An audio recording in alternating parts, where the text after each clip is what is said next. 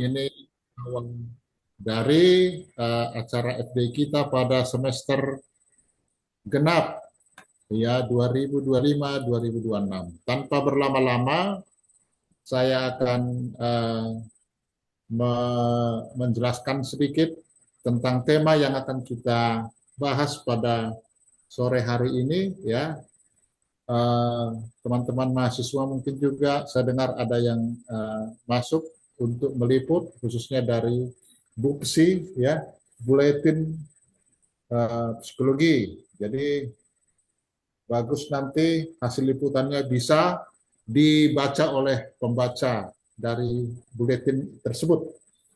Teman-teman sekalian, adapun topik yang kita bahas pada sore hari ini adalah implementasi model pembelajaran berbasis gamifikasi untuk peningkatan kemampuan pemahaman bacaan.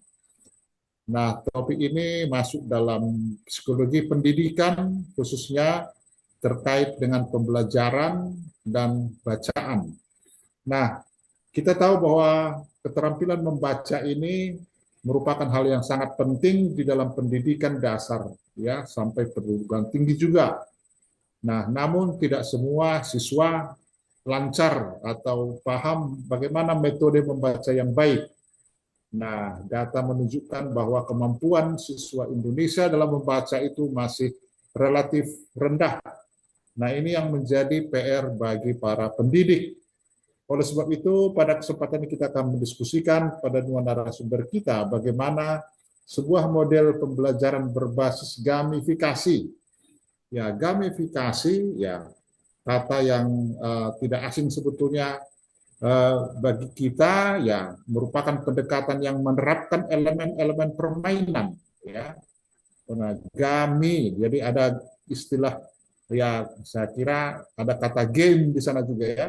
Penggunaan mekanisme game dalam aktivitas sehari-hari seperti pembelajaran tanpa mengubahnya menjadi permainan penuh. Tujuannya untuk mendorong partisipasi aktif dari siswa ya. Konon sejarahnya dimulai sejak tahun 2010-an ya, awal tahun 2000-an sudah diperkenalkan dan sekarang semakin berkembang platform ini. Nah, untuk lebih lanjutnya kita akan dengarkan nanti dari ahlinya sendiri ya.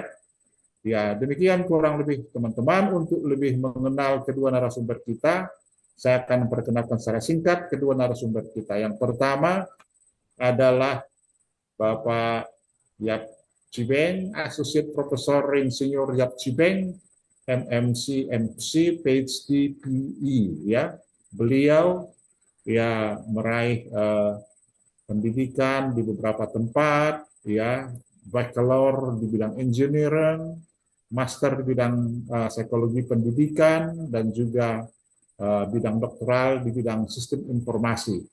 Beliau berpuluh tahun sudah menjadi staf pengajar di Universitas. Nah, selamat datang Pak Jad, senang bisa bertemu dengan Pak Jad. Yang kedua adalah Liani Handali. Beliau adalah alumni dari psikologi Fakultas Psikologi Tarumanegara. S1-nya bidang akuntansi, namun S2-nya bidang psikologi pendidikan di Untar.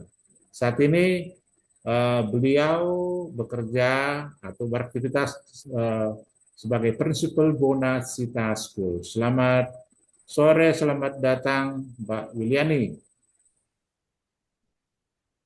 Baik, tanpa berlama-lama,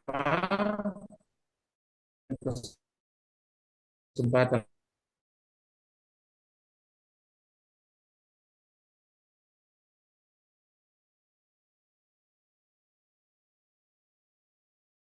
Iya, baik.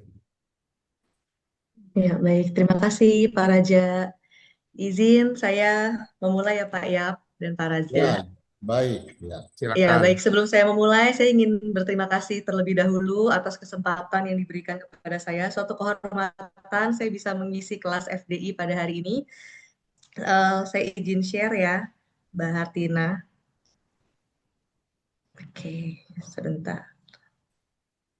Apakah layar saya sudah terlihat? Sudah jelas, Mbak. Oke, terima kasih. Oke, baik rekan-rekan sekalian, sebelum saya memulai presentasi pada sore hari ini, saya ada sedikit games untuk memulai gitu ya, supaya tidak tegang dan supaya lebih cair. Jadi sesuai dengan temanya yaitu pemahaman bacaan dan kelancaran membaca. Jadi pada games singkat pada sore hari ini, saya akan memberikan satu buah teks singkat. Jadi saya minta rekan-rekan mohon untuk bisa membacanya dalam waktu 30 detik saja. Saya akan pasang timer, kemudian nanti saya akan memberikan beberapa pertanyaan. Enggak beberapa sih, satu aja. Oke, baik. Sebentar, saya pasang timernya dulu.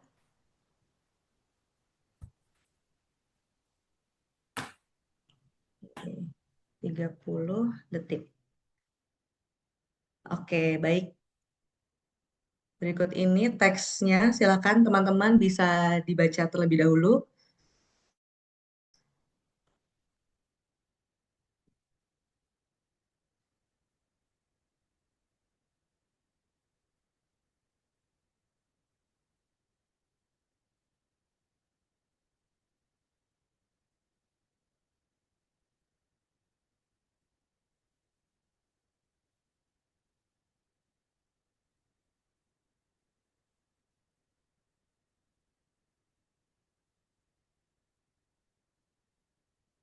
Oke, baik.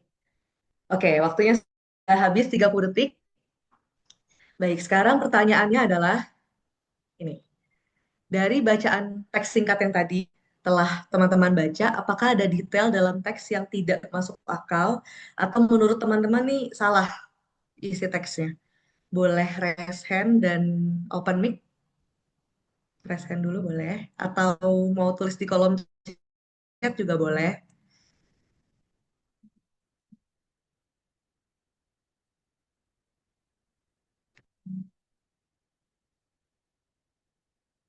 Sebentar, saya cek apakah sudah ada yang menuliskan jawabannya.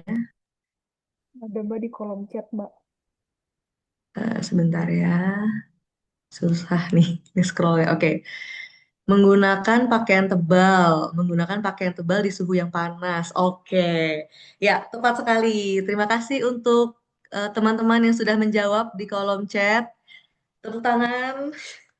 Oke, baik. Sesuai dengan tema pada hari ini, jadi memang temanya adalah pemahaman bacaan dan kelancaran membaca. Jadi betul tadi yang sudah disampaikan oleh Pak Raja bahwa kemampuan membaca itu merupakan kemampuan dasar yang harus dimiliki oleh seorang individu gitu ya untuk bisa mencapai atau meneruskan pendidikan yang lebih lanjut seperti itu ya atau untuk mendapatkan informasi. Ya, jadi sebentar. Ya. Jadi makna membaca sendiri adalah merupakan aktivitas yang berhubungan dengan kemampuan berpikir dalam usaha mendapatkan makna dari simbol-simbol tertulis dengan memperhatikan tingkat membaca individu dan tujuan membacanya. Jadi seperti teks yang tadi sudah diberikan di awal, nantinya diharapkan juga siswa di sekolah dasar itu bisa menangkap makna tersirat dari sebuah teks gitu ya, atau bisa menangkap hal yang tidak masuk akal atau hal yang aneh dari sebuah teks. Karena hal itu yang dibutuhkan oleh seorang individu di masa sekarang gitu ya, dengan banyaknya dan cepatnya informasi yang berkembang. Jadi perlu sekali untuk bisa memahami kata demi kata gitu ya, itu maknanya seperti apa agar tidak salah kaprah, tidak salah persepsi. Oke, nah kenapa saya mengangkat topik ini untuk penelitian saya? Karena berdasarkan hasil PISA di tahun 2022 ini menunjukkan ini karena kan PISA itu yang dites matematika, membaca dan sainsnya. Jadi menunjukkan bahwa Indonesia ini low performing. Jadi scoringnya tuh di bawah level 2. Sedangkan untuk yang high performingnya ini kalau secara umum gitu ya rata-rata dunia itu tuh 9%. Sedangkan Indonesia nih tidak ada sama sekali. Jadi kalau bisa dilihat di atas ini tulisannya Indonesia, lalu bawahnya ini rata-rata gitu ya hasil tesnya. Nah, jadi Indonesia kalau untuk level 2-nya itu bagus, tapi di atas level 5 yang jauh lebih tinggi lagi, itu Indonesia belum ada yang mencapai di level tersebut. Yaitu level tersebut tuh apa sih? Yaitu level pemahaman bacaan yang tadi ya, yang tersirat, seperti itu. Jadi memang belum mencapai ke situ. Nah, kemudian bagaimana supaya untuk meningkatkan daya baca gitu ya, daya literasi siswa. Nah, dalam penelitian saya memasukkan gamifikasi, yaitu gamifikasi merupakan proses mengubah aktivitas yang telah ada, kemudian dijadikan konten selayaknya permainan. Ide dasar di balik gamifikasi adalah meningkatkan motivasi dari sebuah aktivitas. Karena ada penelitian sebelumnya itu menunjukkan bahwa motivasi dengan adanya gamifikasi itu bisa meningkatkan motivasi. Nah, dengan meningkatkan motivasi diharapkan juga dapat meningkatkan hasil dari sebuah proses pembelajaran. Nah, kemudian kenapa saya melakukan penelitian ini? Ini ada research gap-nya dari penelitian sebelumnya, yaitu metode penelitiannya dan kejelasan hasil. Metode penelitian di sini adalah kalau berdasarkan jurnal-jurnal yang artikel-artikel yang sudah saya baca sebelumnya, itu di penelitian sebelum itu peneliti hanya melakukan interview gitu ya kepada partisipan. Jadi belum melakukan tes secara mendalam gitu ya atau secara komprehensif untuk mendapat hasil yang menunjukkan bahwa memang individu tersebut yang menjadi partisipan itu mengalami peningkatan dalam hal kelancaran maupun pemahaman bacaan. Jadi melalui interview. Jadi apakah kamu semakin semangat membaca atau semakin semangat membaca buku gitu ya. Jadi baru melalui pertanyaan-pertanyaan yang tentu saja itu akan mempengaruhi hasil dari penelitian tersebut. Sehingga saya ingin melakukan penelitian ini lebih lanjut agar bisa terlihat gitu ya kalau memang gamifikasi bukan hanya sekedar meningkatkan motivasi siswa, oh seneng nih pelajaran bahasa Indonesia gitu ya, ada guru datang bahasa Indonesia dia senang tapi tetap materinya nggak masuk sebenarnya. Jadi saya mau mencoba meneliti hal tersebut. Nah, kemudian rumusan masalahnya, bagaimana implementasi model pembelajaran berbasis gamifikasi ini di lingkup sekolah yang saya lakukan penelitian. Kemudian, apakah gamifikasi efektif terhadap peningkatan kemampuan kelancaran membaca siswa? Lalu, apakah gamifikasi berpengaruh terhadap peningkatan kemampuan pemahaman bacaan siswa? Lalu, metode penelitian yang saya lakukan itu menggunakan metode kuantitatif, desainnya kuasi eksperimental. Kemudian dengan partisipannya adalah siswa kelas 3 sampai kelas 4 SD dengan rentang usia 9 sampai 10 tahun sebanyak 20 orang. Kemudian alat ukur yang saya gunakan adalah menggunakan Early Grade Reading Assessment atau EGRA. Kemudian kalau mungkin teman-teman nanti juga bisa mengecek kembali asesmen EGRA. Jadi di asesmen EGRA itu alat ukurnya gitu ya yang digunakan untuk melakukan pengukuran kemampuan membaca itu ada berbagai macam gitu ya, ada berbagai jenis. Ada yang mulai pelafalan huruf gitu ya. Kalau misalnya EGRA ini kan berbasis luar negeri gitu ya. Kalau diimplementasikan di Indonesia seperti AIWO, Babi Bebo, jadi jelas pengucapannya. Nah, jadi ada juga yang kelancaran, kemudian nanti ada pemahaman. Jadi ada beberapa asesmen dari EGRA gitu ya alat ukurnya. Nah, untuk penelitian ini yang saya ambil yaitu ada dua. Yang pertama itu fluensi. Itu adalah pengukuran kelancaran membaca menurut EGRA Early Grade Reading Assessment atau EGRA dengan cara memberikan bacaan dengan jumlah 100 kata dalam waktu 1 menit. Jadi anak-anak diminta untuk membaca 100 kata dalam waktu 1 menit. Jadi anak-anak dipanggil satu persatu, kemudian di timer dan ditandai sampai mana mereka selesai membaca. Kemudian yang berikutnya yang saya ambil adalah comprehension. Pada tahap pemahaman ini, cara untuk mengukurnya menggabungkan kelancaran membaca yang tadi sudah dilakukan, kemudian diberikan pertanyaan untuk menguji pemahaman bacaan yang telah dibaca oleh individu. Langkah-langkahnya setelah anak-anak membaca bagian tersebut dengan keras, siswa menjawab 3 hingga 5 pertanyaan pemahaman, baik eksplisit maupun inferensial, yang dapat dijawab hanya dengan membaca bagian tersebut. Oke, kemudian di sini ada diagram alur dari penelitian yang saya lakukan. Yang pertama itu ada kajian literatur, jadi mencari artikel-artikel yang sebelumnya, kemudian penyusunan rancangan penelitian, perancangan instrumen pengukuran dan model pembelajarannya, lalu ke pengambilan data, pelaksanaan pembelajaran gamification-nya, kemudian pengambilan data post-test, lalu input data dan analisis data, lalu melaporkan hasil penelitian. Oke, kemudian untuk proses pengambilan datanya, seperti yang tadi sudah ada di diagram alur. Jadi yang pertama melakukan pretest. Jadi pretestnya anak-anak diberikan tadi ya, membaca 100 kata dalam waktu 1 menit gitu, terus kemudian ditandai, lalu diberikan pertanyaan. Lalu pertanyaannya itu kan berhubungan dengan teks yang sudah diberikan. Lalu setiap pertanyaan itu ada scoringnya, jadi sesuai dengan tingkat kesulitannya. Jadi kalau misalnya pertanyaan itu memang diperoleh gitu ya secara eksplisit, misalnya itu inferensial, yang mereka harus memaknai, harus memahami makna lebih dari teks tersebut, itu scoringnya ada tersendiri seperti itu. Jadi itu yang mempengaruhi juga untuk kita bisa melihat kemampuan pemahaman baca mereka. Lalu di sini ada proses gamifikasinya. Jadi di sini ada petanya gitu ya, ada ular tangga. Jadi anak-anak bermain ular tangga, kemudian diberikan kertas pertanyaan yang berhubungan dengan teksnya. Jadi mereka berhenti di kotak mana gitu ya, lalu akan ada teks-teks fakta-fakta unik yang singkat. Nah, lalu ada pertanyaan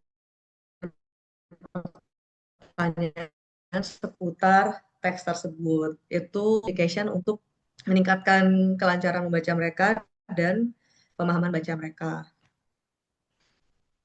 Kemudian di sini ada hasilnya setelah dilakukan pengambilan data tadi. Yang pertama adalah uji validitasnya.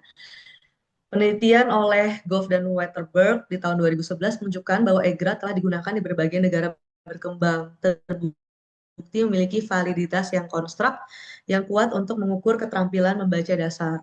Selain itu, Piper dan Mugenda 2012 menekankan bahwa EGRA tidak hanya valid secara metodologis, tapi juga efektif dalam memberikan gambaran nyata mengenai capaian literasi awal di berbagai konteks pendidikan. Hal ini memperlihatkan bahwa EGRA memiliki legitimasi global yang dapat mendukung penerapannya dalam penelitian lintas negara termasuk di Indonesia. Dengan adanya bukti empiris tersebut, penelitian ini memperoleh dasar yang kuat untuk pemilihan instrumen untuk mengukur pemahaman bacaan.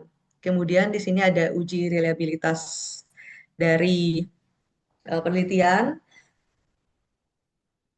Sebentar. Oke, di sini ada uji normalitas.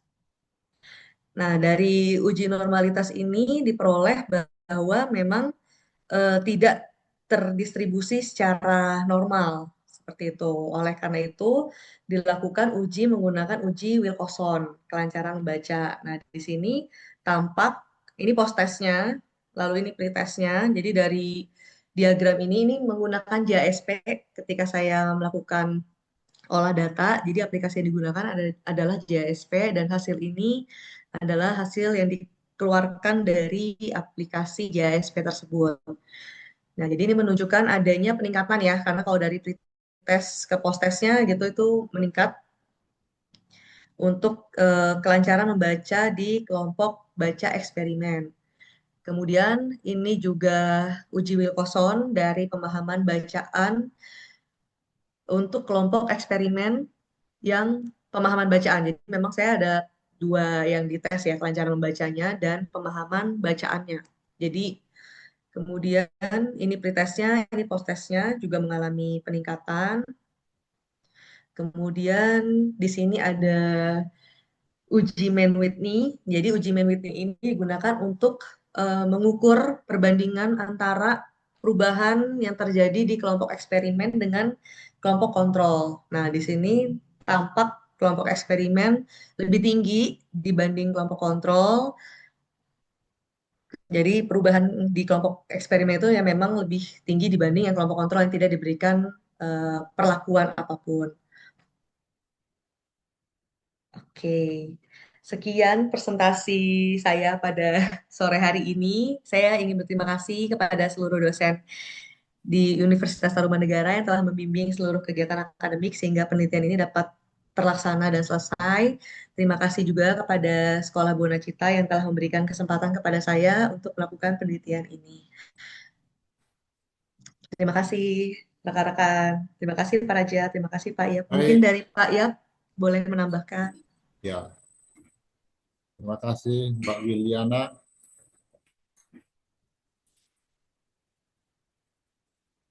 Ya, Silakan ya, boleh menambah. ya dari saya tidak banyak tambahnya. Ini kan eksperimen yang dilakukan untuk mencari tahu saat itu bagaimana gamifikasi pengaruhnya terhadap bacaan, dan ini isu yang kebetulan pembimbingnya sebenarnya dua orang, saya dan Butia ya, ikut ikut karena membaca itu selalu keahlian spesifiknya Ibu Tia. Dan eh, eh, yang menarik adalah ini topik termasuk lumayan menarik di kalangan ilmuwan pendidikan ya, Wiliani ya, Mbak Wiliani.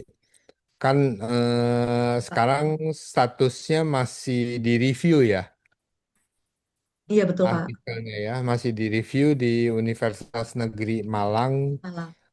Sinta 2 ya. Iya betul Pak. Jadi memang agak lama, hasilnya kita juga belum tahu pasti, tapi tidak ditolak gitu. Ya, jadi seperti itu. Nah, tentunya kita perlu juga ada katakanlah masukan atau pertanyaan dari di sini peserta, apa yang bisa kita lakukan lebih lanjut ya, Mbak Yani ya. Jadi seperti itu. Eksperimennya juga kuasi, tidak rumit, sederhana karena ini anak-anak tidak mudah juga. Begitu Pak Raja. Terima kasih Pak Yat atas tambahan penjelasannya. Teman-teman sekalian, kita sudah dengar dan saksikan tadi hasil penelitian Mbak Wiliani ya, bahwa gamifikasi ini efektif, ya terbukti ya efektif dapat meningkatkan pemahaman para siswa dalam membaca. Sebelum kita lanjutkan acara diskusi tanya jawab, barangkali Bro Sani menyiapkan sebuah video ya. Silakan. Maaf Pak, nggak ada Pak. Oh, tidak ada. Oke, baik. Tidak ada, maka kita lanjutkan untuk sesi tanya jawab. Nah, silakan teman-teman yang memiliki pertanyaan atau sesuatu yang kurang jelas dari uraian Mbak Wiliani tadi terkait dengan kuasi eksperimen ini ya. Jadi ini bisa menambah pemahaman kita. Yang kedua bisa juga menambah wawasan kita dan menumbuhkan ide-ide penelitian selanjutnya ya. Jadi sangat potensial teman-teman peserta untuk mendalami tema ini sebagai embrio untuk penelitian Anda selanjutnya. Silakan, saya buka sesi tanya jawab untuk kita. Boleh langsung raise hand dan bertanya, bisa juga lewat chat ya, bisa ya. Silakan dituliskan di chat ya, chat yang ada sekarang ini Untuk masih analis hari tadi ini Mbak Disa dan Mbak Afra ya Pak. ya terkait masih baju bahan tebal tadi itu ya. Jadi chatnya banyak tadi ya. Silakan ya, ada Mbak Diza ya. Silakan Mbak Diza langsung bisa bertanya. Iya. Halo Kak, sebelumnya selamat sore. Izin mau tanya. kalau misalnya dari yang tadi kakak jelasin kan pakai instrumen yang digunain tuh EGRA kan kak.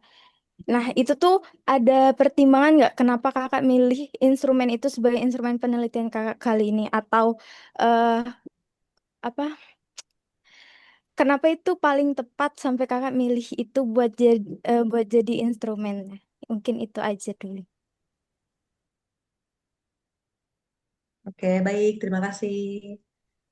Boleh langsung Makasih kak. dijawab, Mbak Wiliani? Ya. Ya. Oke, iya baik. Terima kasih Mbak Disa pertanyaannya.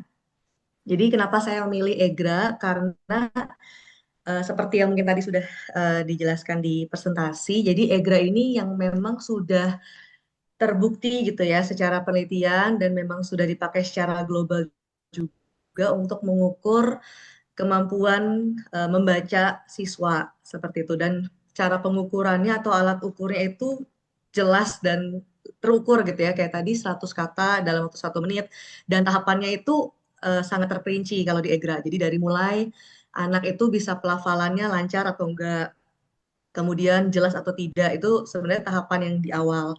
Kemudian ada yang kelancaran membacanya yang 100 kata dalam 1 menit. Jadi alasan yang pertama itu, kemudian alasan yang kedua saya juga melihat dari artikel-artikel sebelumnya. Jadi bahan referensi saya gitu ya. Jadi artikel sebelumnya juga menunjukkan bahwa untuk memberikan tes gitu ya untuk pemahaman bacaan, terutama di tingkat yang usianya masih TK sampai SD gitu ya, itu banyak menggunakan EGRA seperti itu. Kalau dari saya, Baik, makasih terima kak. kasih. Baik, sudah puas ya Mbak Bisa. Oke, penanya berikut adalah Mbak Afra. Silakan Mbak Afra. Oke, selamat siang Bapak Ibu semuanya. Selamat siang Kak. Siang juga. Selamat siang. Terima kasih materinya cukup relate ya di kehidupan saya. Oke, mungkin ada pertanyaan dari saya mengenai hasilnya Kak. Dari penelitian ini kira-kira apa sih Kak hasil yang bisa menjadi rencana evaluasi untuk melihat efektivitasnya dari gamifikasi nanti gitu. Kira-kira dari hasil evaluasinya apa yang bisa diterapkan juga untuk anak-anak ke depannya, terutama di sekolah-sekolah untuk anak TK dan anak SD gitu. Terima kasih ya, Kak. Ya, terima kasih.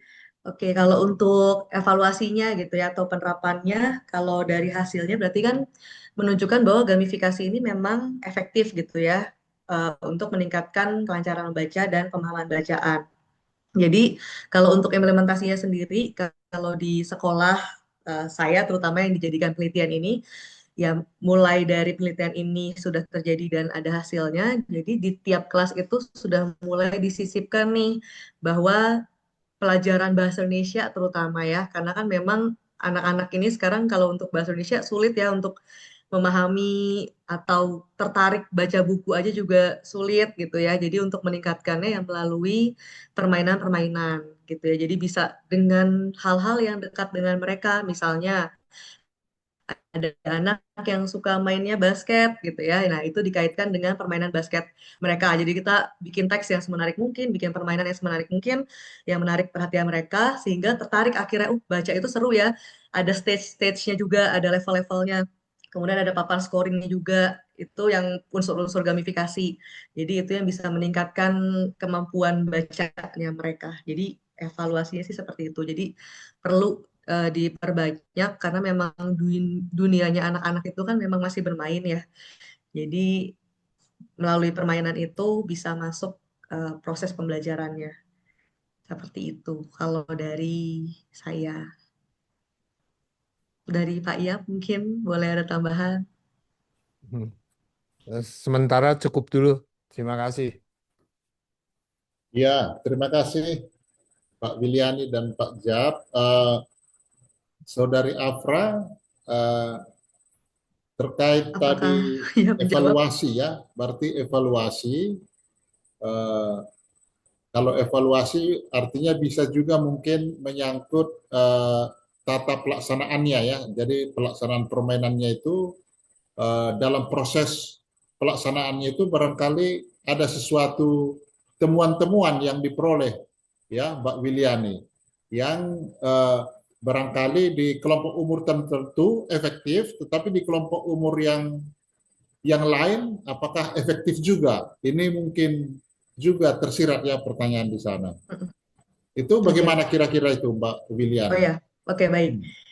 Jadi tidak semata-mata hanya artinya ada agenda yang harus dilakukan, permainan lalu dilakukan, lalu selesai. Tapi ada temuankah di sana mungkin ya? Oh, ternyata jenis permainan ini efektif kepada orang seperti ini dan tidak efektif pada kelompok umur seperti ini. Adakah seperti itu kira-kira? Mungkin. Ya. Ya, pengembangan dari pertanyaan tadi kira-kira. Ya. Oke, ya baik Pak. Ya kalau berdasarkan penelitian ini ya Pak, karena Ya. penelitian ini kan di kelas 3 dan 4. Jadi so far sih permainan yang diberikan seperti ular tangga, kemudian ada mystery box gitu ya, ada beberapa permainan itu mereka relate dan mereka paham gitu ya. Tapi memang yang jadi tantangan itu ketika ini di luar penelitian ya Pak, ketika games ini diberikan di kelas yang lebih kecil yang tentu Ya. saja indikatornya sedikit berbeda ya. Pemahamannya juga pasti kita pertanyaannya bukan yang inferensial, pasti masih eksplisit.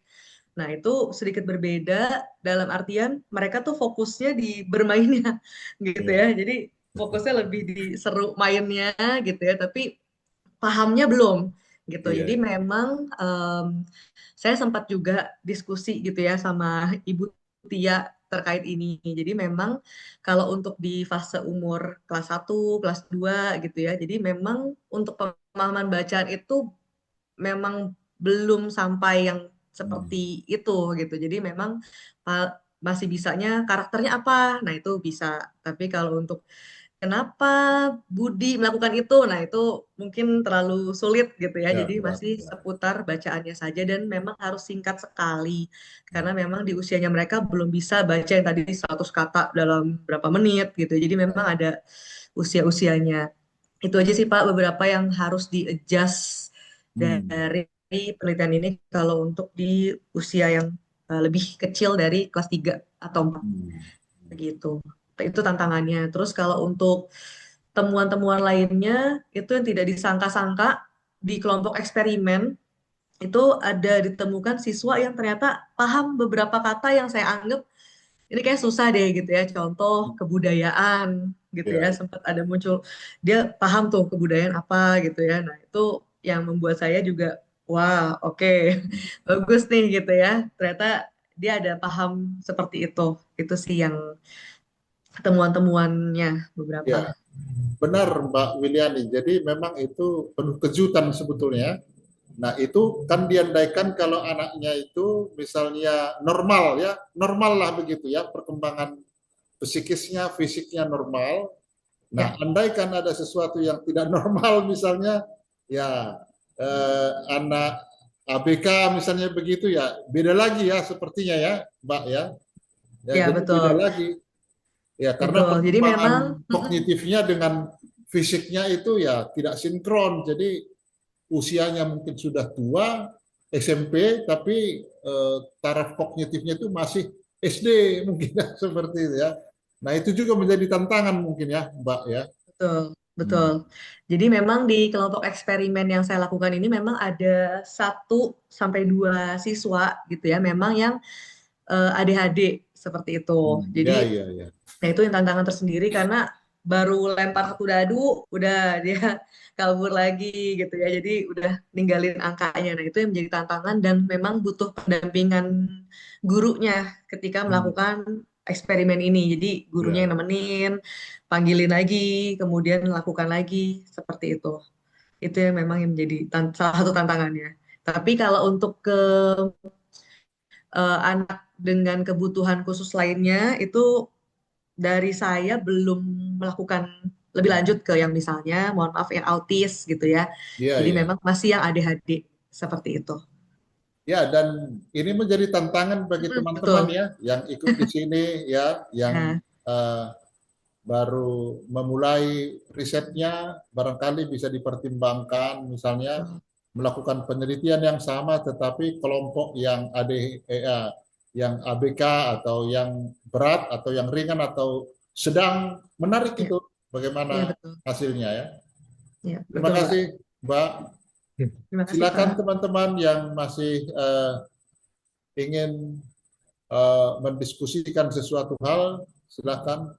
Oh ya, Ibu Siska ya. Selamat sore, Ibu Siska. Silakan. Selamat sore, Pak.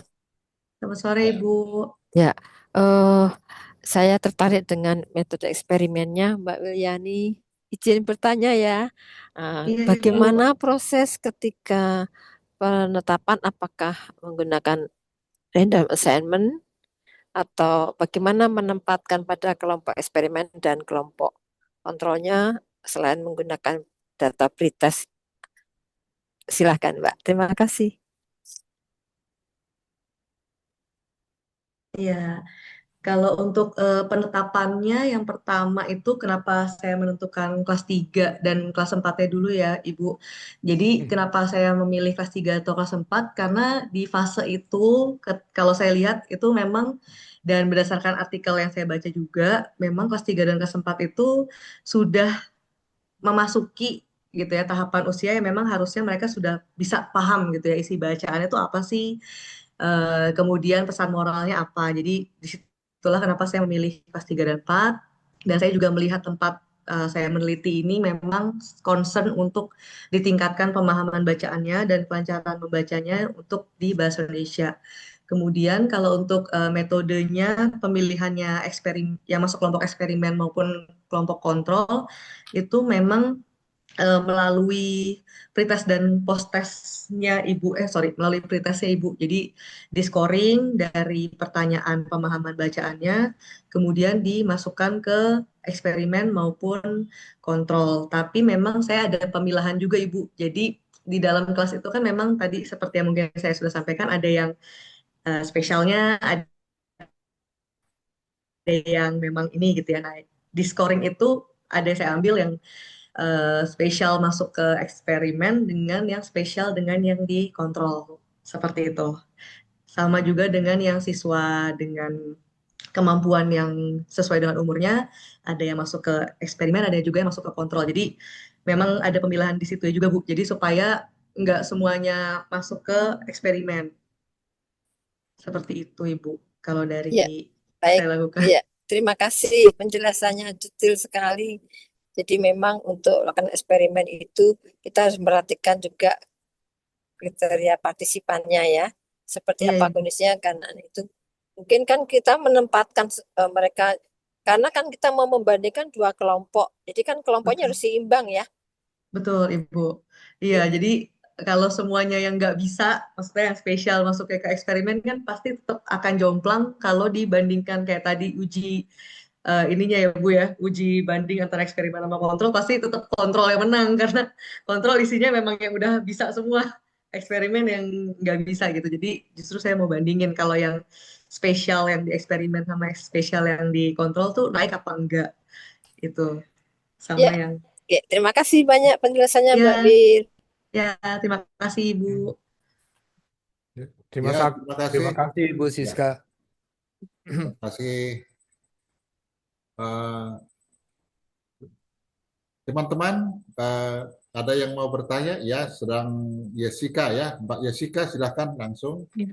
Selamat sore, rekan-rekan Bapak Ibu semuanya. Saya mau bertanya Kak Wiliani, adakah perbedaan dari hasil partisipan yang ada, itu kan ada cowok, ada cewek ya.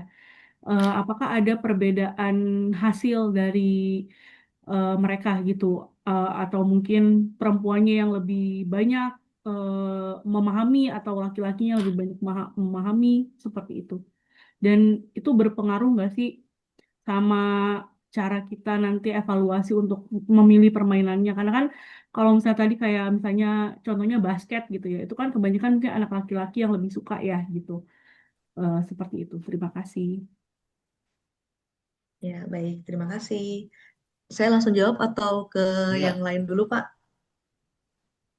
boleh langsung dijawab, Oke, baik. Mbak Yuliani. Ya, Mumpung masih terima segar, kasih. gitu. Ya, oke. Baik, terima kasih Kak Jessica pertanyaannya. Ini menarik. Nah, ini juga yang menjadi tantangan gitu ya untuk penelitian selanjutnya, karena memang saya akui untuk penelitian saya yang saat ini saya lakukan itu belum meneliti untuk sampai ke jenis kelaminnya, apakah ada perbedaan antara laki-laki dengan perempuan. Jadi ini menarik sekali untuk bisa dikembangkan, barangkali Yesika mau melaksanakannya itu silahkan dikembangkan kembali gitu ya. Jadi seperti itu kalau dari saya. Jadi memang belum ada uji untuk pembanding antara laki-laki dengan perempuan lebih signifikan yang mana. Seperti itu, Pak Raja. Hmm. Artinya ini menjadi tantangan atau katakanlah saran ya untuk penelitian Betul. selanjutnya ya teman-teman. Jadi aspek gender mungkin menarik juga nanti diperhatikan siapa yang lebih cepat menangkap ya atau dampak dari eksperimen ini lebih efektif kepada dominan kepada perempuan atau laki-laki. Nah, seperti menarik juga ya, tapi biasanya laki-laki kalah itu, perempuan biasanya lebih cepat nyimak itu ya. Ya, biasanya seperti Ya, itu, Pak. Kalau dari iya penelitian karena sebelumnya. ya laki-laki itu biasanya perhatiannya ya tak kemana-mana gitu ya, jadi kurang fokus. Oke, Boleh, Pak. ya silakan Pak. Ya, Eh, nah, ya, mungkin sebetulnya untuk mendapatkan hasil awal dari eksperimen ini sudah bisa dianalisis jika sampelnya kebetulan cukup cukup representatif dari sisi jumlah, baik yang laki-laki maupun siswa laki-laki maupun siswa perempuan, ya, dianalisis kembali, dibandingkan gitu. Jadi bisa ada hasil awal bagaimana jika yang laki-laki dibandingkan dengan hasil yang perempuan. Mungkin Mbak Wiliani bisa juga melihat ya. Terima kasih. ya, baik. Terima kasih tambahannya Pak Jab. Ya, jadi ini menjadi catatan lah ya, catatan akhir gitu ya, sesudah penelitian. Siap. Jadi baru kita sadari ya, end note Iya. gitu ya kira-kira ya. Baik, Pak. terima kasih. Sekarang kita ke, kalau tadi Jessica, ini Jessica. Ya, jadi pakai J ya, jadi ya dua hal yang berbeda. Ya silakan Mbak Jess. Terima kasih kesempatannya Pak Raja. Untuk Kak Wiliani, makasih juga untuk pemaparan Ya, materinya, seru banget. Aku Ya, ya. aku sekedar penasaran aja sih. Tadi kan ada PPT yang slide untuk permasalahan yang diagram untuk low performing student sama yang high juga. Nah itu untuk berkelanjutannya, apakah ada faktor khusus yang bikin persentase low performing students di Indonesia itu jauh lebih tinggi daripada yang OECD gitu? Mungkin itu aja. Terima kasih. Oke. Ya, sebentar ya. Ya boleh Kak Yusu dulu. Yuseu. Ya, sambil saya ini. Oke, izin Kak Wiliani, untuk topiknya menarik sekali dengan metode eksperimen juga yang diteliti itu eh, anak sekolah gitu, anak SD. Saya ngebayangin dengan jumlah 20 orang kan untuk eksperimen itu banyak ya. Jadi penasaran gitu tantangannya ketika melakukan eksperimen ini di lapangan bagaimana.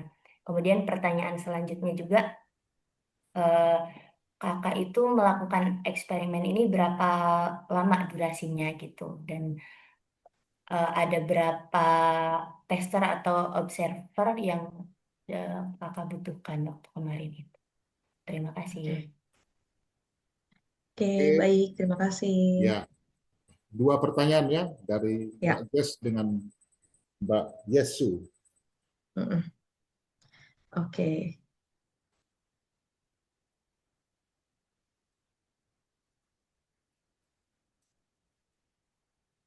Berapa lama eksperimennya, dan Mm-mm. Jess tadi faktor khusus apa yang perlu diperhatikan pada waktu pelaksanaan eksperimen. Ya, oke. Baik, saya akan menjawab Kak Jessica dulu yang terkait hasil PISA ya. Ya, itu tadi pertanyaannya kalau boleh saya ulangi lagi, itu apa yang menjadi faktor gitu ya, Indonesia belum bisa mencapai di level tersebut. Oke, kalau dari analisa berdasarkan PISA-nya sendiri itu memang ada berbagai faktor gitu ya, dari mulai sosial, ekonomi yang terjadi di negara tersebut, kemudian kebiasaan membacanya, dari mulai kurikulum pendidikannya pun juga itu mempengaruhi hasil dari PISA ini. Dan memang PISA ini dilaksanakan itu untuk anak usia 15 tahun. Seperti itu. Jadi PISA mengambil sampel anak usia 15 tahun, diberikan tes terkait matematika, sains, dan membaca. Seperti itu. Jadi faktor yang mempengaruhi kenapa kita belum sampai di level 5, faktor-faktor tersebut Kak Jessica. Jadi banyak macamnya dan banyak faktornya, ada kurikulum di sekolahnya, kurikulum pendidikannya juga sendiri, sosial ekonomi dan sebagainya. Begitu. Jadi ngambil sampelnya seperti apa juga di sini ada berbagai ini juga, ada yang 25% top sosial ekonominya, ada yang bottom juga diambil 25%. Jadi 25% top, 25% yang bottom sosial ekonominya, kemudian 25%-nya yang middle. Nah, itu hasilnya tentu sangat mempengaruhi tadi. Begitu. Demikian Kak Jessica. Terima kasih, Kak. Kemudian Kak Yuseu. Oke, Ya, kalau Mbak untuk Yuseu ya. kalau untuk durasinya saya melakukan ini 10 kali pertemuan. Kemudian untuk setiap pertemuannya itu 1,5 jam. Ini di luar pretest dan posttestnya. Jadi 10 kali pertemuan, 1,5 jam per sesi. Seperti itu, Kak. Kemudian kalau untuk tantangannya mengumpulkan anak-anaknya, kemudian menyampaikan kepada parents, itu juga sebuah tantangan tersendiri. Karena kan kata penelitian eksperimen itu kan kadang orang tua menganggapnya, waduh anak saya kenapa gitu ya dijadiin eksperimen kayak gitu. Jadi itu juga tantangan tersendiri untuk bisa menyampaikan kepada orang tua maksud dan tujuan dari penelitian ini ke depannya, dan untuk kebaikan anaknya seperti apa. Seperti itu sih. Jadi tantangannya dari lebih ke orang tuanya. Kalau tantangan ke anaknya yang tadi sudah di awal, yang memang anak-anak ada kebutuhan khusus, itu cukup menjadi tantangan untuk bisa membuat anak itu fokus, lalu hadir terus, terus motivasinya terus ada. Nah, itu yang cukup tantangannya di situ. Karena tidak jarang mereka juga nanya, kenapa banyak banget sih pertemuannya gitu. Sampai kok dipanggil terus tiap minggu, kayak gitu. Seperti itu. Terima kasih, Kak. Satu Terima lagi tadi ada Oh berapa ya, orang gitu? oh ya. Oke. Berapa orang partisipannya? 20. 10 eksperimen, 10 kontrol. Untuk yang memberikan tesnya, Kak. Oh, yang memberikan tesnya. Oke, kalau untuk yang memberikan tesnya ada 2. Kebetulan homeroomnya ada 2.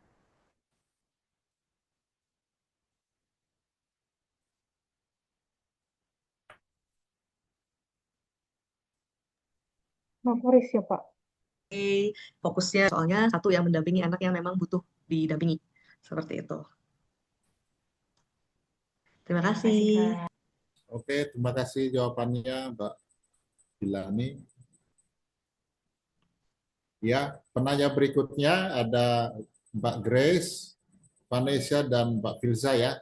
Silakan dimulai Mbak Grace. Silakan. Baik, terima kasih Pak Raja, terima kasih juga Ya, Kak Wilyani atas sharingnya hari ini. Izin tanya untuk tadi partisipannya kan siswa kelas 3 dan siswa kelas 4 ya. Nah, ada kemungkinan nggak kalau untuk yang siswa kelas 4 tuh menganggap bahwa permainan ular tangga tuh terlalu sederhana? Dan kemudian ada pertimbangan apa memilih permainan tradisional seperti ular tangga dibandingkan permainan yang bisa secara digital saat ini? Terima kasih, Kak. Oke, terima kasih. Menarik pertanyaannya Kak Grace. Oke, jadi kalau untuk permainan ular tangga ini, apakah kelas 4 merasa terlalu mudah? Ada yang merasa seperti itu. Kalau memang anak tersebut sudah pernah memainkannya. Tapi ternyata ini juga fun fact, banyak yang belum tahu itu cara mainnya kayak gimana gitu ya. Karena memang eh, tidak pernah memainkan permainan langsung seperti itu. Seringnya kan pakai handphone, Mobile Legend gitu ya, Roblox. Jadi fun fact-nya di situ. Jadi itu yang menarik. Jadi memang ada anak yang udah pernah main dan bosan atau bahkan lebih ke karena ini kan permainannya ular tangganya ada unsur tradisional ya. Nah, itu yang mungkin membuat mereka, aduh ini berat banget gitu ya. Seperti itu.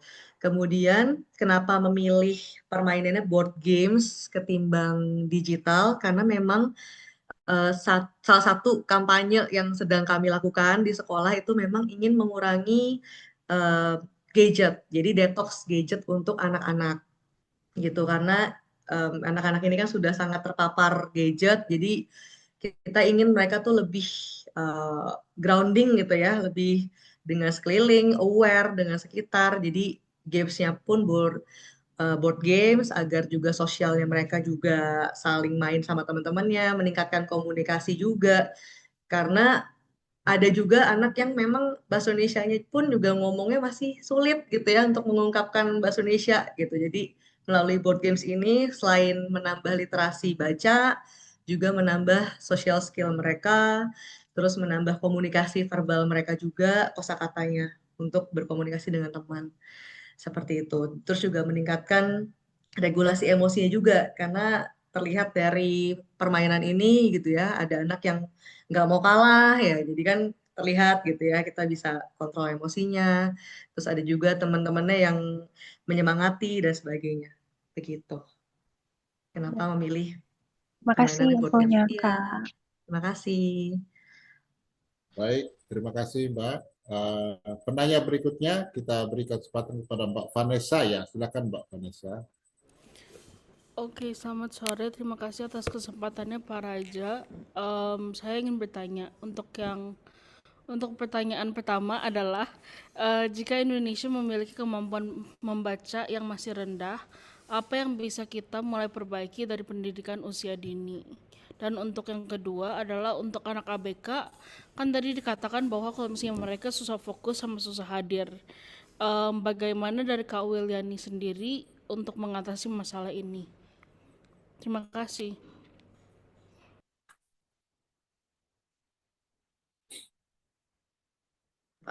Oke, tadi susah di-unmute. Oke, baik. Terima kasih Kak Vanessa untuk pertanyaannya. Oke, kalau untuk pertama gitu ya, ini kalau menurut pendapat saya, kalau Indonesia ingin bisa meningkatkan literasinya, harus cinta baca dulu. Nah, cinta bacanya itu melalui apa? Ya, melalui penanaman-penanaman atau kegiatan-kegiatan yang menarik dan sesuai dengan usianya mereka.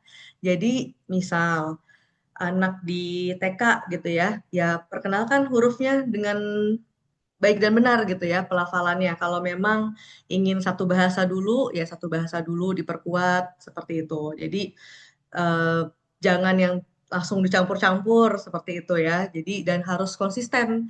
Misal ketika ingin ngomongnya bahasa Indonesia, ya gunakan bahasa Indonesia yang baik dan benar dengan pelafalan yang baik dan benar juga. Kemudian jangan dicampur, do you want pisang gitu ya. Jadi pusing tuh Indonesia Inggris gitu ya. Jadi kalau memang ingin ajarinnya Inggris ya full bahasa Inggris, ingin mengajarkannya bahasa Indonesia ya full satu kalimat bahasa Indonesia supaya ya mereka juga paham gitu bahwa ini pisang. Kemudian diajarin juga lebih ke realnya. Jadi kalimat atau kata yang diberikan ya dengan bendanya.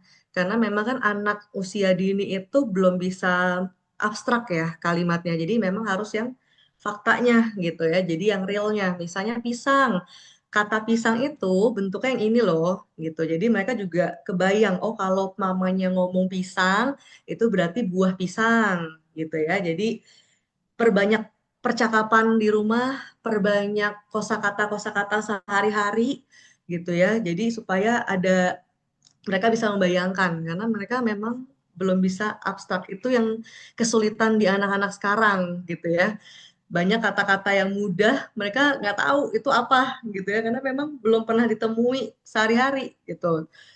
Ngomongin sawah itu juga anak-anak sekarang, sawah apa itu sawah gitu ya, belum pernah lihat gitu. Jadi lebih ke itu penanaman literasinya diperkuat dan ya sesuai dengan usianya seperti itu, karena banyak yang sekarang ini mempercepat gitu ya, mempercepat dari usianya yang harusnya kelas 1 itu fasenya apa, kelas 2 fasenya apa, jadi semua dipercepat sehingga pemahamannya pun juga belum solid gitu. Lebih ke situ sih Kak Vanessa kalau menurut saya. Kemudian tadi pertanyaan kedua, mohon maaf, boleh Oke, diulang? yang tadi pertanyaan pertama itu udah kejawab, thank you. Untuk yang pertanyaan kedua itu untuk anak ABK, kan mereka susah fokus sama susah hadir. Dari Kak Wiliani sendiri, cara mengatasi masalah ini gimana? Oke. Ini ada contoh konkret dari anak yang ikut eksperimen. Jadi memang anak yang ikut eksperimen ini nih suka bermain Uno gitu ya. Jadi di sela-sela istirahat tuh pasti dia ngajak main Uno teman-temannya, atau kalau teman-temannya lagi main yang lain ya udah dia bisa gitu main sendiri Uno-nya gitu ya, atau ngajak gurunya. Jadi berdasarkan ini ya, Uno itu yang dijadikan motivasi gitu ya kalau untuk anak yang berkebutuhan khusus, dalam hal ini ADHD gitu. Jadi motivasinya adalah, ayo kalau kamu nanti ikut games pembelajaran yang ini, kamu nanti istirahatnya saya tambahin deh 5 menit atau saya tambahin 10 menit buat main Uno gitu ya. Jadi ya memang motivasinya masih motivasi eksternal ya. Jadi masih belum untuk motivasi intrinsiknya dia untuk ya saya mau belajar gitu ya, memang belum dan masih diusahakan oleh kami di pihak sekolah. Jadi kalau dari kami untuk anak-anak yang khusus seperti itu memang masih uh, apa yang dia sukai itu yang menjadi motivasinya dia supaya bisa tetap hadir dan mengikuti. Seperti itu sih kalau dari pengalaman saya. Begitu. Oke, thank you. Baik, terima Terima kasih. kasih. Semoga menjawab Kak Vanessa. Ya, sudah terjawab ya Mbak Vanessa ya. Sudah, Pak. Ya, memang itu seperti dikatakan oleh Mbak Wiliani tadi, bahwa di Indonesia itu kecenderungannya ya anak-anak masih belum saatnya untuk belajar matematika, belajar bahasa Inggris, sudah diajari ya. Jadi ini mempercepat ya, terlalu cepat dikarbit begitu ya. Jadi ini tantangan sebenarnya, sehingga mereka kurang waktu untuk bermain sesuai dengan usianya. Jadi itu sekedar tambahan. Pak Yap, mungkin ada komentar sedikit, Pak Yap, tambahan tentang itu. Baik, terima kasih Pak Raja. Ya, Jadi Pak. saya kebetulan beberapa tahun terakhir ini meneliti di dua kelompok umur. Satu adalah penelitian yang saya jadi ketuanya, yaitu SMA dan SMK keliling Indonesia. Yang kedua, saya sebagai anggota ya SD. Dan kebetulan selalu yang diteliti itu kelas 3, kelas 4, kelas 5. Dan memang banyak temuan-temuan terutama dari sisi cara berpikir dan dimulai dengan bacaan, dan terutama kita menginginkan bahwa Indonesia bisa maju karena pendidikan STEM-nya baik. Pendidikan STEM itu yang menghasilkan adanya di tingkat universitas. Tapi kebetulan penelitian yang saya ikuti, di mana ketuanya Ibu Tia biasanya, Ibu Tia beranggapan bahwa harus dimulai dari SD dan dimulainya dengan membaca. Jadi literasi lah dan bahasa lah yang menentukan nanti STEM-nya di kemudian hari.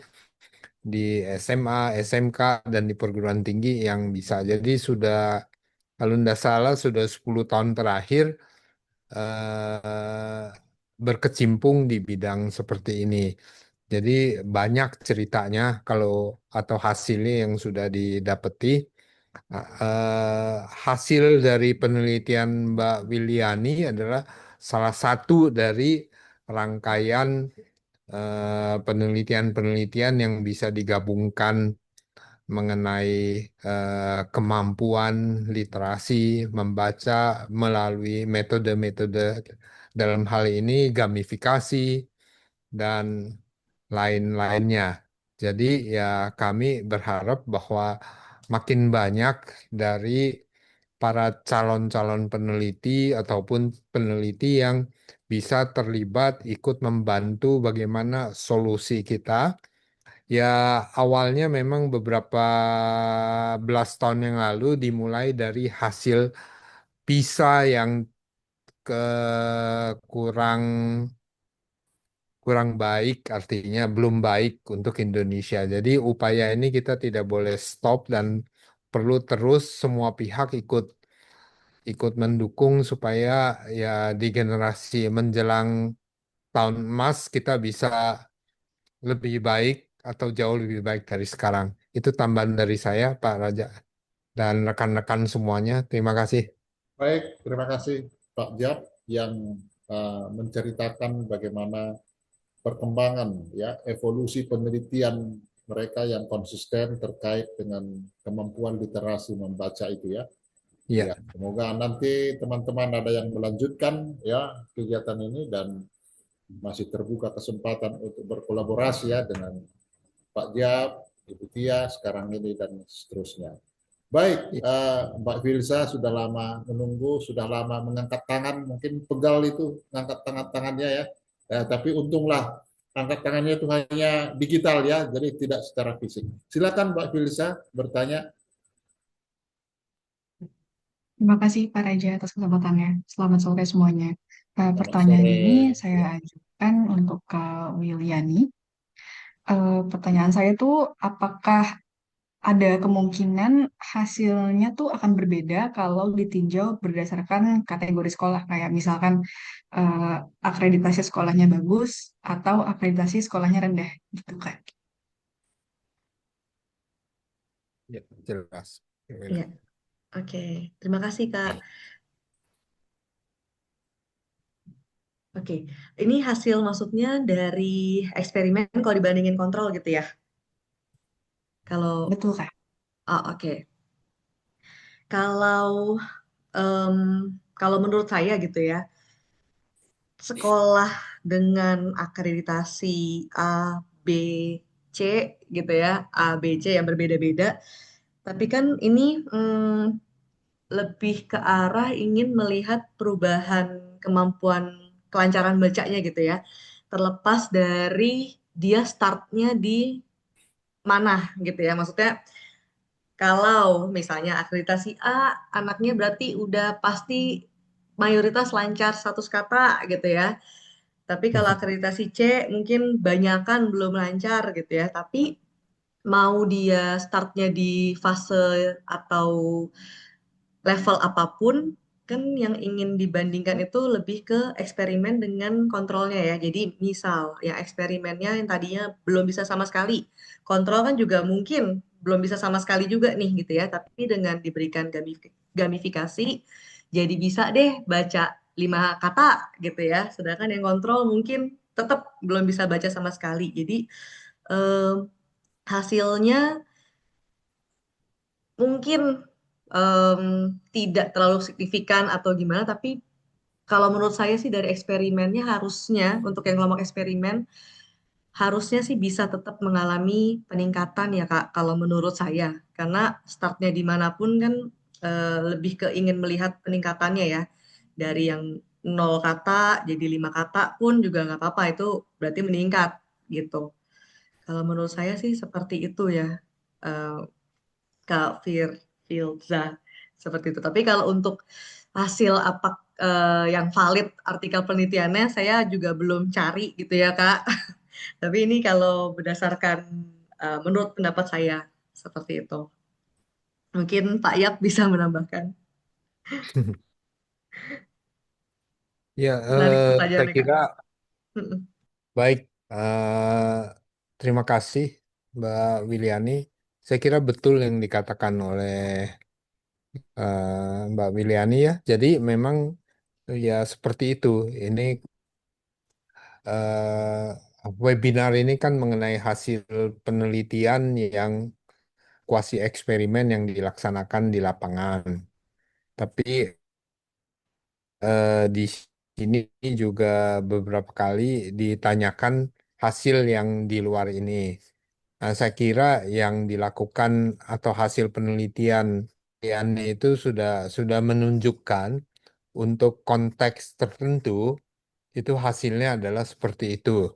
Ya, tapi kalau kemudian dikaitkan dengan sampel-sampel dari sekolah lain, itu tentunya kita membicarakan apakah hasil ini bisa digeneralisasi atau tidak untuk kelompok yang lebih besar. Terlepas dari hasil eksperimen ini, kebetulan saya punya pengalaman meneliti di SD-SD di berbagai tempat sebagai perbandingan ya tentu yang recently ya yang 3 tahun terakhir itu kami sempat melakukan penelitian tentang literasi, bukan eksperimen yang ini. Di lokasinya adalah di eh, Tanjung Pandan, Belitung. Itu SD-nya ada 3 sampai 5 SD yang A dan yang akreditasinya A dan bukan A. Kemudian negeri semuanya. Kemudian kami juga punya data di yang dekat di Desa Ciherang, Cianjur, sebelah Cipanas. Itu ada 5 SD. Kemudian eh, di Sragen, Jawa Tengah, SD Negeri 1 ada 3 SD. Kemudian di Bali, di Gianyar, Kabupaten Gianyar, SD Negeri 1 dan sekian dan sekian. Ini yang 3 tahun terakhir. Yang sebelumnya memang lebih lebih lebih banyak.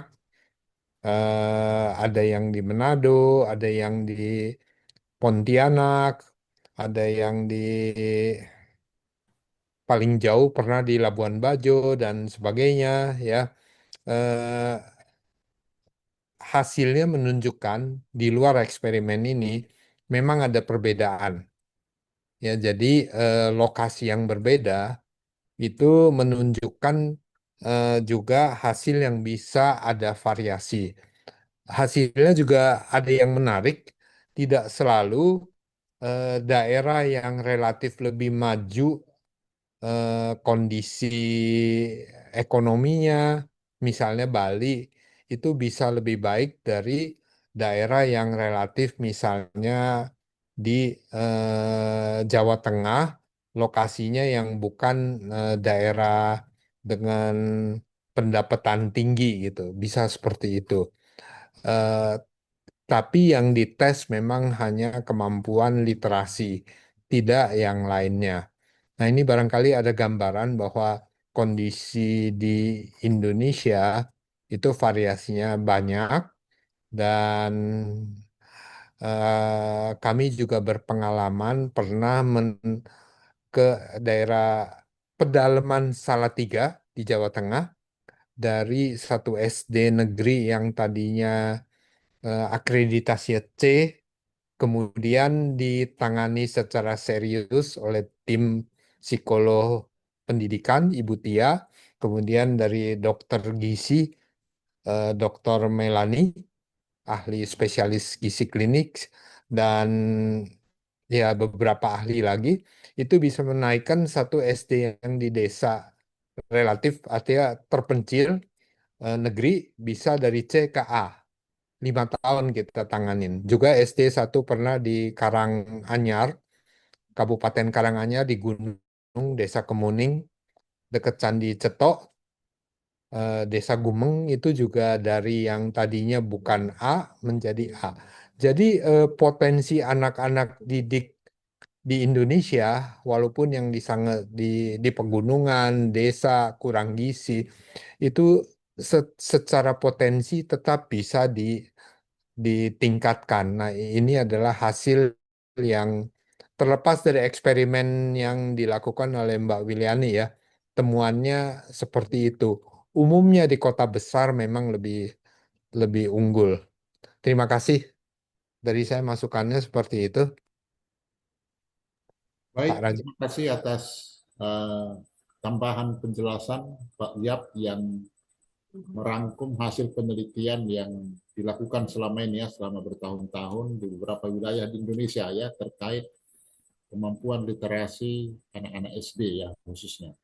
Ya, Iya. jadi intinya adalah bahwa upaya apapun yang dilakukan itu tetap membawa dampak yang positif ya. Ya tentu dengan program-program yang jelas dan terstruktur seperti itu. Ya sekali lagi terima kasih. Teman-teman, diskusi kita masih bisa kita lanjutkan. Mungkin ada 1-2 lagi penanya ya.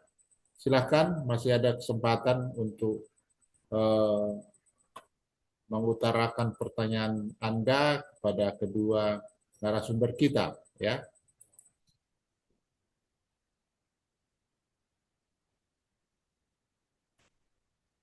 Iya, Mbak Hartina.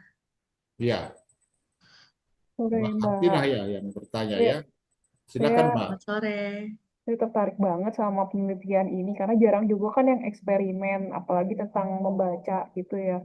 Saya pengen tahu, mungkin saya agak skip juga ya, kan tadi ada 10 sesi untuk untuk siswa-siswa ini. Boleh tahu nggak 10 sesinya itu pasti mainnya kan beda-beda. 10 sesinya itu mainnya apa aja sih? Saya penasaran gitu.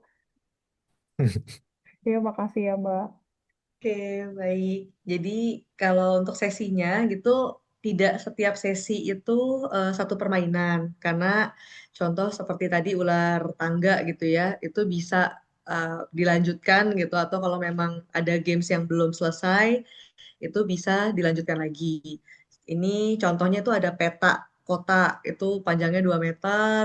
Jadi ada dadu permainan, itu bisa dimainkan di situ. Terus lanjut lagi peta kota, ada juga kotak undian. Nah, ini kotak undiannya juga berisikan games-games gitu ya yang bisa dimainkan. Kemudian ada juga ini kayak misteri apa ya, kayak harta karun gitu ya. Jadi di setiap pojok itu nanti akan ada speakernya. Jadi anak-anak play gitu ya di laptopnya gitu ya, terus nyambung ke speaker. Nah, itu ada clue-clue yang harus mereka lakukan atau mereka pergi kemana, kemudian baru bisa dapat pertanyaannya. Nah, itu juga ini ya men-trigger pendengarannya mereka, terus dihubungkan dengan kemampuan kosakatanya, pemahamannya itu kan juga mempengaruhi ya, termasuk di literasinya. Kemudian ada juga teks bacaan, kartu pertanyaan, kemudian ada naskah dialog. Jadi mereka juga ada bermain perannya gitu ya, masuk ke dalam kelompok, dan nanti akan ada pertanyaan-pertanyaan terkait bermain perannya mereka. Seperti itu. Itu kurang lebih permainannya yang mengkaitkan nanti ujungnya itu nanti di post-testnya juga. Seperti itu. Terima kasih Mbak Hartina. Oke, terima kasih penjelasannya. Terima kasih, Mbak. Puas Mbak Hartina? Jawab ya. Mungkin Pak Jab ada komentar sedikit terkait permainan. Saya mau tanya Mbak Hartina, ini di Jakarta atau di Cipanas? Kayaknya di Cipanas ini. Pak. Di Cipanas, Pak. Iya, dekat Desa Ciherang ya? Iya, Pak, lumayan. Iya. Oh, iya, iya. Walaupun ada kata panas di Cipanas, tapi tetap dingin ya, Mbak, di situ. Dingin, Pak. Saya Sekarang juga 16, kalau ke 17 Cipanas itu derajat. selalu menggigil ya. Menggigil, Iya. anginnya itu kencang. Waduh. Ya, baik, terima kasih. Teman-teman sekalian, ya sangat menarik diskusi kita pada sore hari ini ya, terkait topik yang dibahas mengenai model pembelajaran berbasis gamifikasi. Jadi kita dapat simpulkan bahwa terbukti bahwa model pembelajaran ini sangat membantu anak-anak dalam Siap. meningkatkan kemampuan literasi membaca mereka dan pemahaman mereka. Nah, tentu ada beberapa keterbatasan seperti tadi sudah diungkapkan bahwa tidak secara intensif dilihat misalnya perbedaan antara jenis kelamin laki-laki, siswa laki-laki dan perempuan itu. Dan juga misalnya tentang kualitas dari sekolah ya yang diteliti itu ya, jadi lebih berfokus kepada kuasi eksperimennya itu ya, punya dampak yang positif ya dan kelihatan manfaatnya. Baik, dan beberapa pertanyaan tadi juga memunculkan beberapa ide yang mungkin bisa dilakukan untuk penelitian selanjutnya ya, terkait beberapa keterbatasan barangkali yang belum sempat dielaborasi selama penelitian ini. Tapi sekali lagi kita dapat masukan ya, tambahan pemahaman kita pada sore hari ini.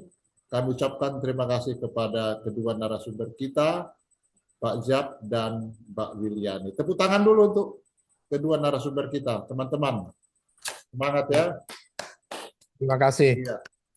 Nah, sebagai bentuk apresiasi kita untuk mereka, kita dari tim FDI menyampaikan sertifikat ya, sertifikat kepada kedua narasumber kita. Boleh ditampilkan dulu Mbak Hartinah, bagaimana wujud sertifikat itu? Ya, ditampilkan secara digital dan juga kita sampaikan ya secara digital ya. Jadi yang pertama kepada Bapak Insinyur Yap Chi Beng, MC, PhD, PEM, ASC, ya silakan Pak, ini satu sertifikat untuk acara kita sore ini. Mohon diterima Pak Jab. Siap, terima kasih Pak. Iya. Yang kedua, sertifikat akan kita sampaikan kepada Mbak Wiliani Handali, SAK, MC, sebagai narasumber kita pada sore hari ini. Terima kasih. Terima kasih. Ya. Terima kasih. Ya, mohon diterima. Kedua sertifikat telah sampai kepada dua narasumber kita dan di akhir acara kita, sebelum kita tutup, barangkali sudah difoto ya, Mbak Hartinah, sudah terdokumentasi ya? Oh ya. Baik, sudah terdokumentasi. Oleh sebab itu, kami dari tim FDI mengucapkan terima kasih kepada Anda semua yang hadir pada sore hari ini ya. Setia ya, jadi dari tadi 44, sekarang ada 41 lagi ya, jadi lumayan bertahan sampai akhir ya. Terima kasih sekali lagi kedua narasumber kepada kita semua dan mohon maaf atas segala kekurangan. Kita akan bertemu kembali di acara FDI kita edisi minggu depan. Jangan lupa pada masa puasa ini FDI kita selalu dimulai pada jam 4 ya, dalam 4 sore sampai jam 5.30 ya. Baik, demikian dari saya, moderator kita pada sore hari ini. Terima kasih kepada tim ya, Mbak Artina dan yang lain-lain yang turut memperlancar kegiatan kita pada sore hari ini. Terima kasih, sampai bertemu kembali. Terima kasih, Pak. Ya, Terima kasih, Pak.